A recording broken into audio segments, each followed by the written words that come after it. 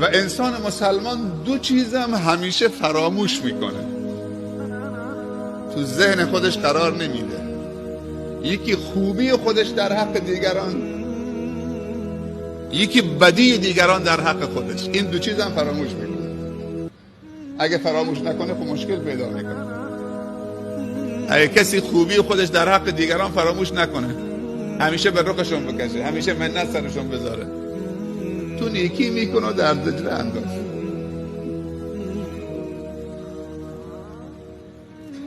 وقتی کار خوبی برای دیگران انجام دادید فراموشش کنید، چون اگه فراموش نکنید منت میذارید. من فلان تاریخ برای تو فلان کار کردم، برای تو فلان کار کردم، برای تو فلان کار کردم، خود دیگه خراب میشه. انسان مسلمان واقعی بدی خودش هم در حق دیگران، بدی دیگران هم باید در حق خودش فراموش بکنه.